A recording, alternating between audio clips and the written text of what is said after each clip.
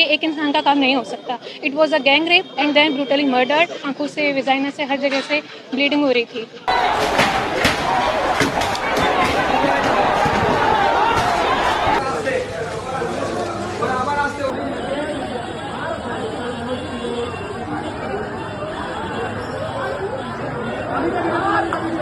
हम लोग यहाँ के डॉक्टर हैं, हम लोग बहुत बुरी तरीके से फंसे हुए हैं। यहाँ का कोई भी जो नॉर्मल पुलिस है वो कंट्रोल नहीं कर पा रहा है। ये लोग हजारों के संख्या में मॉब आया है, जो यहाँ का जो भी इन्वेस्टिगेशन की जगह पे सैंपल होना चाहिए उसको टैंपर करने के लिए ये लोग आए हैं, पूरा तोड़ दिए हैं।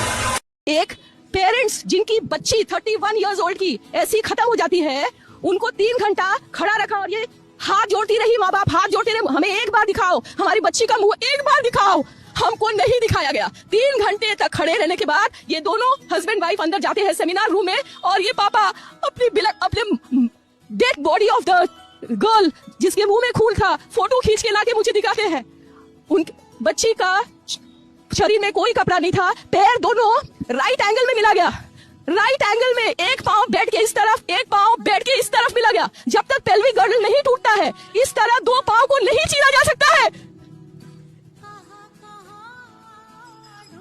चश्मे को कूटा गया जिसकी वजह से आंखों से खून निकल गया। गले में गला दबाकर मारा गया।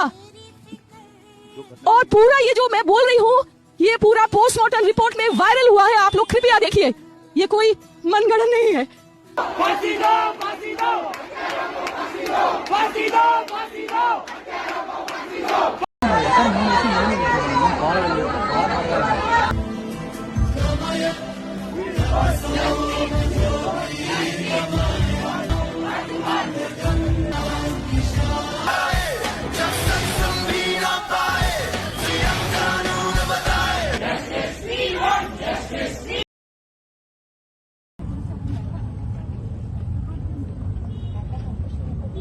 पश्चिम बंगाल में आज ही कार मेडिकल कॉलेज के अंदर एक ऑन ड्यूटी पीजी रेजिडेंट के साथ बहुत ही ब्रूटल रेप और उसके बाद मर्डर कर दिया गया। और उसके बाद उस इंसिडेंट को छिपाने के लिए उनके पेरेंट्स को सुसाइड का नाम दे करके उन्हें 3 घंटे पहले वेट कराया। उसके बाद जब पोस्टमार्टम हुआ, जब ये मामला आगे आया, तब जा कर के उनका पोस्टमार्टम हुआ और फिर उसके बाद उनके फेस पर मल्टीपल स्क्रैचेस, आंखों से, विजाइना से, हर जगह से ब्लीडिंग हो रही थी। इवन उनके जो लेग्स थे वो 90 डिग्री के एंगल पर थे, विच कांट हैपन जब तक कि पेल्विक गर्डल का फ्रैक्चर नहीं कर दिया जाए। तो उस पूरे इंसिडेंट के अंदर डेफिनेटली एक इंसान से ज़्यादा थे। उनके बॉडी से 150 ml हमें सीमन भी मिला है ऑटोप्सी रिपोर्ट के अकॉर्डिंग, और ये एक इंसान का काम नहीं हो सकता। It was a gang rape and then brutally murdered and she was tortured. उसके बाद गवर्नमेंट इस चीज़ को छिपाने की कोशिश कर रही है और हम चाहते हैं कि उन्हें जस्टिस मिले। और जब तक इस चीज़ का मतलब पूरा वो नहीं हो जाता, न्याय नहीं मिल जाता, तब तक ये जो हड़ताल है चलती रहेगी। और इसीलिए पूरे देश के जितने भी डॉक्टर्स हैं वो उनके समर्थन में हैं। We want justice and we want justice for. वहाँ के पुलिस प्रशासन जो अभी वहाँ के जो सस्पेक्ट हैं संजय रॉय जिन्हें अरेस्ट किया गया है, वो वहाँ के बिल्डिंग से फ्राइडे को निकलते हुए पाए गए थे और वहाँ पर एक ब्लूटूथ डिवाइस मिला था जिससे उनका मोबाइल फ़ोन जब उन्हें पकड़ा गया, क्योंकि वो थोड़ा सा संदिग्ध मिल रहे थे, घूम रहे थे, तो उन्हें जब अरेस्ट किया गया तो उससे वो मतलब कनेक्ट हो गया Bluetooth device.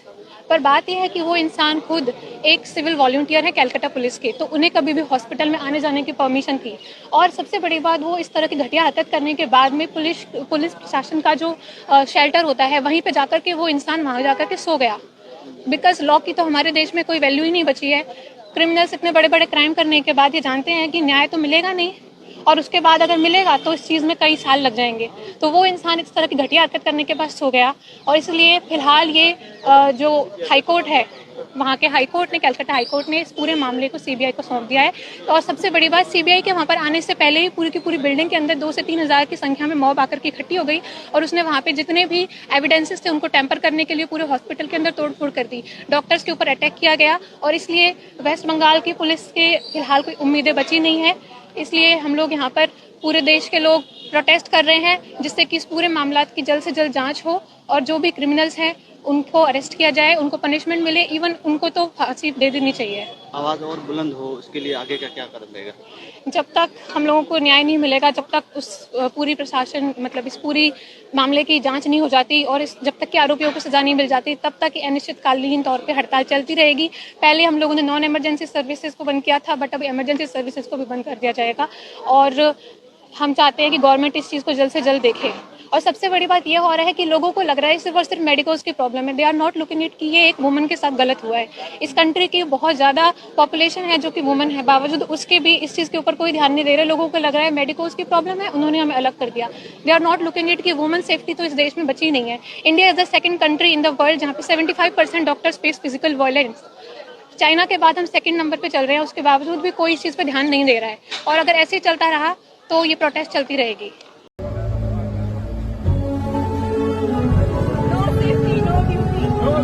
We want justice. We want justice. We want justice. जीना चाहिए, क्या चाहिए? क्या चाहिए?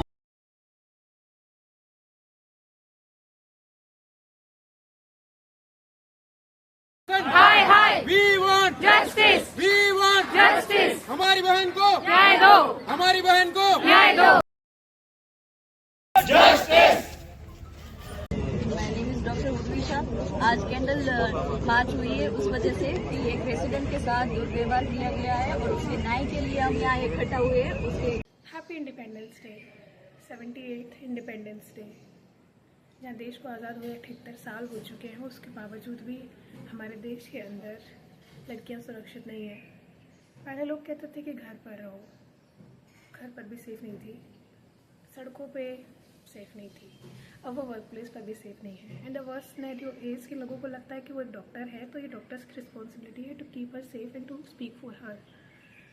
उन्हें ये रियलाइज़ नहीं हो रहा कि ऑन ड्यूटी ये सिर्फ डॉक्टर ही नहीं, कल को ये ऑन ड्यूटी टीचर भी हो सकता है, ऑन ड्यूटी कुछ और भी हो सकता है। Most importantly she was a woman, वो लोग नहीं देख पा रहे हैं। I request to the government, I request to the people कि प्लीज़ स्टैंड फॉर हर,